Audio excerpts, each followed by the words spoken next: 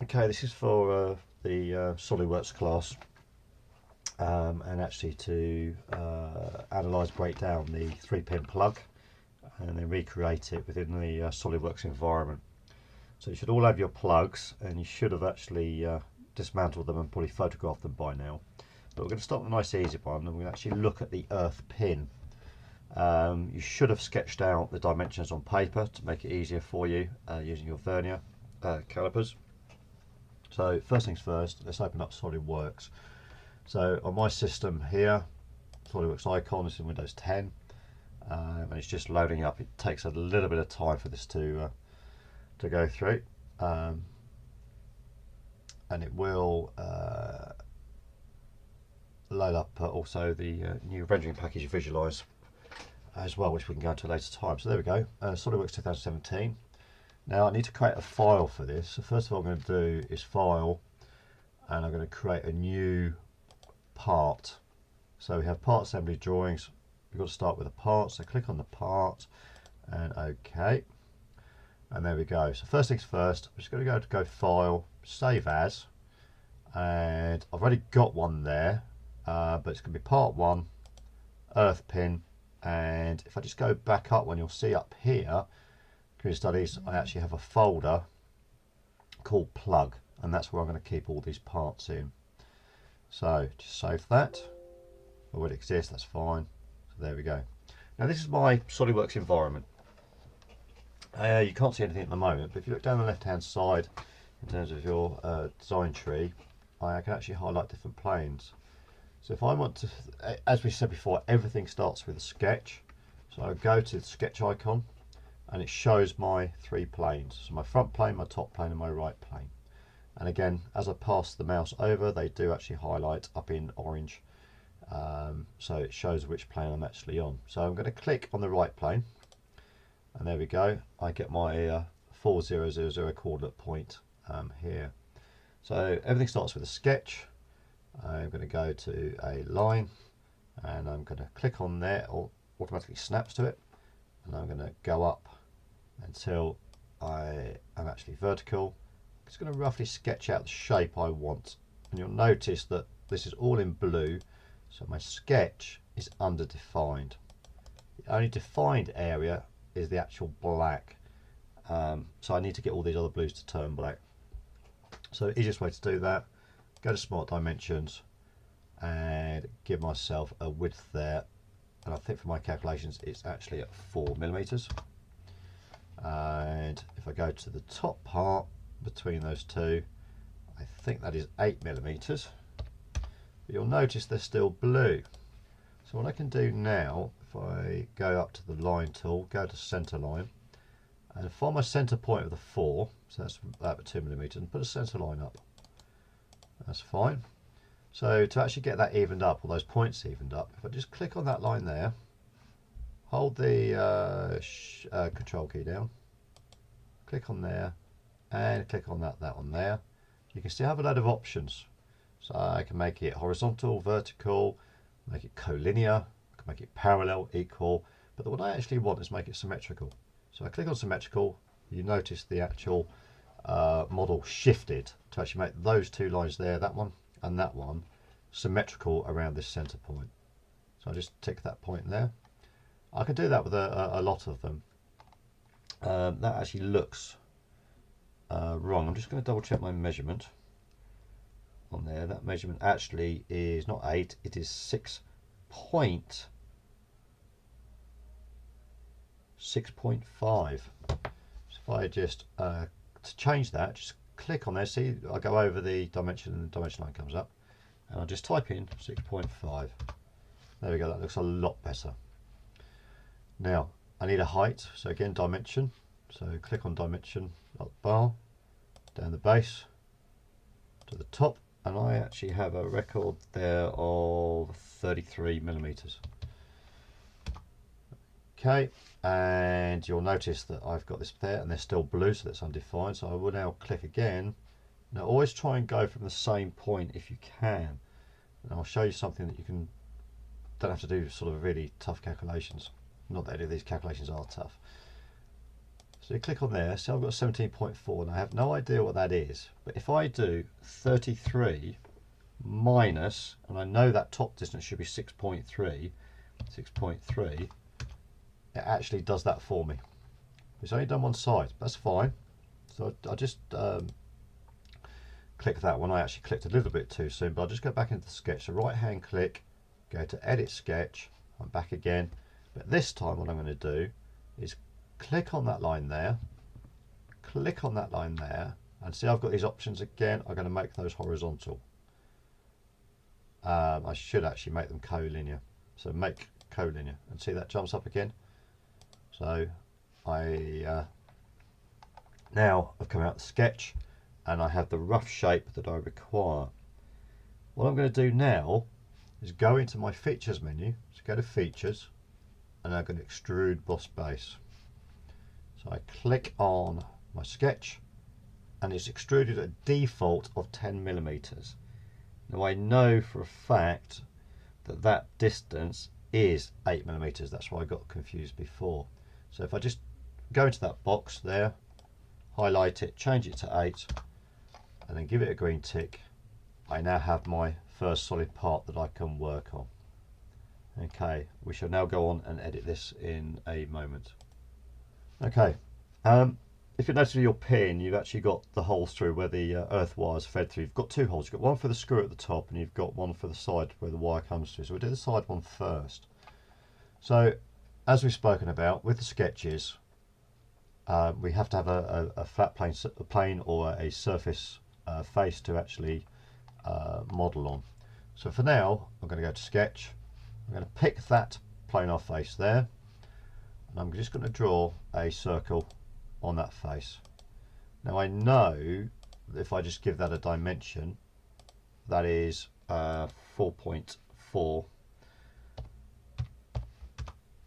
there, so that's a rather large circle, but notice it's still blue. So I come out of that. What I also need to do is actually center it. So if I just go to my center line and then just pick up on the center there and at the top, and if I move my circle out of the way, just pick up on it, see it's still a little blue dot there, hold my shift key down, click on there, you see the little yellow icon came up, and I've got a choice, make it midpoint, make it coincident. I actually want to make it midpoint, and notice it's turned black. Well, I don't actually want to make it midpoint, so if I just go Control Z, back up there, and I'll do this again. I actually want to make it coincidence because they're not actually centered. So click on there, click on the line, and this time I'll make it coincidence. But I'm still blue, so I need to go to my smart dimensions, and I know the distance between the sort of top and the bottom side is 2 millimeters. So I know that's 4.4. So the distance between, I'm just going to move this down a bit, the distance between there and there will be, and again I haven't done this in my head, so I'm going to go from there to there, is actually going to be half the diameter, so that's 2.1 plus 2. Okay, that is where it should be, but I think I have a little bit of poetic license here and actually take 0.4 off. So if I take 4.1 minus 0.4, actually makes it a little bit more accurate than I had it. Give that a green tick, go to my features, and this time instead of extrude boss base, I'm actually going to extrude cut, and I've got to go notice here on blind, and I'm going to do through all, and then tick, and there we have that hole. And I will do again the same on the top. So go to sketch, sketch on the top, so I'll sketch again, circle on the top there. Okay, it's not centered, so I just put some center lines in because I know this one is centered. There to there, and this time click on there, click on the center line, and this time I can make a midpoint. The diameter of that top one, let's have a quick measure, is 3 millimeters in diameter. So smart dimension, let's give it there, 2.77, not bad. There we go. And this time I will feature extrude cut. Now I could go through it all, but this time I'm just going to pull that up a bit so I don't actually go through the lot. Just make it there. That's absolutely fine by me. And there we go. I have the basics of my pin. Okay, now I've got the bottom section to actually do, which makes it a little bit more difficult because we've actually got to curve two sides and then two flat sides. So my advice to be first do the two flat sides. So we can do this in several ways, but I'm just going to use the chamfer. And it's got 45 degrees. I'm going to change that to 60 degree.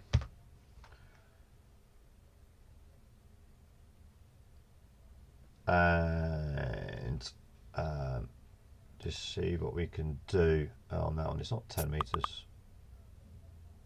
I'm going to have to stop this. Okay, we're going to do a asymmetric chamfer. Now I know that the distance is roughly about 60 degrees. We can do this by measurement. So I know that center measurement is 2 millimeters at the bottom. So let's just pick on it and change it. So let's take, let's do a 2 and a 4. 2 and a 4. Change down there. So let's just pick my edges, which would be that edge there. Okay, let's swap these around. Let's have that as 4 and that as 2. That's slightly better. It's not quite right. So this is where you can have a little bit of leeway. You can actually edit on these as well. So let's go down to 3. Let's go to 1.5. That looks a little bit better, but it's a bit too high. That's 2. Let's make that 2 millimeters. That's better, and let's make that 1. That's fine. If I do the same on the other side, oh, got to swap these around. That has got to be. Let's just leave that. Let's just cancel that. It should be asymmetric. Can't do that. Is that one? And let's just go back and do chamfer again, and go on that side. And there we go. I can change these around now. It should be 45 degrees. It should be asymmetric. Which I click on that one there, asymmetric, and if I do that as 1 and do that one as 2, it's the sort of mirror image of it, much better. And there we go. You see that we've got the chisel sort of end there. Now if you notice on yours, you've actually got a little curve that goes around this area here. So to get that, I'm actually going to bring my planes up this time and do a sweep cut. So if I go to sketch, I need to pick a plane. So let's pick on that plane. Front plane, I need to set another plane off there, don't I? Or do I? Yes, I do. So let's just go to features, go to reference geometry, go to plane, and I want to take that midpoint there. So I now know I've got a plane right down through the center. And what I would do here is go to sketch on that plane, go to center line, and go all the way up to about there. Now, is that centered? To get that centered, I just do and go black or fully defined. If I just on there and there and make coincidence. And if I do the same with this one, see it there, I need to make that and make midpoint. There we go there. So we now got black. So what I'm going to do, press the space bar, you get this in. I'm going to put a slight angle curve in. So I'm going to draw a line probably about there. This is just fairly rough at the moment. And let's just do that. Let's do it to that point there, and I will do a dimension between that and That's a dimension. I want to have an angle here, smart dimension between that and that. So I've got 26.41. So I want that to be about 30 degrees. It could be different, but for the sake of doing this, it's absolutely fine. And now if I go to features and I go to revolve boss base, extruded, sweep boss base, extrude cut, revolve cut is the one I want. It's currently open, that's fine by me. Okay, it's not going to allow me to do it because I want to go around that centre line. It's not going to let me do it. Why is it not going to let me do it? Okay, let's just pause. Okay, if I just go to selected contours, select on that contour, it should now know to do it. The horizontal contour intersects the centre line. Choose the thickness of the reverse action. It shouldn't. Okay, let's just make that and that point there coincident. That's fine. So it's gone black, so I'm actually fully defined. I go to revolve cut. Okay, I've got to make this a closed sketch. So to make it a closed sketch, I will just come out of there, go back into my sketch, and I'll just draw a line from there to there to there, which will make it close. I'm not going to define it because I don't actually need to, so then go into features and revolve cut, and there we have, and you notice that is the sort of chisel end. I also notice here that if you look at your pin, that actually is pretty spot on if you look at fine detail. It's just to help enter doing bits and pieces. The final touches to this, I would actually put tiny little fillets of probably about 0.1 of a millimetre around areas like there. Might that to 0.2 actually. Let's put in 0.2. That's better. Just to tidy up and make it a little bit more realistic, and you can do that on the bottom there. Just go around. It's just breaking the edge really. It should be absolutely fine for this. Sometimes allows for the sort of plating elements to it. Sometimes these won't actually function as you require, but as long as your radius is small enough and it is geometrically correct, it should work.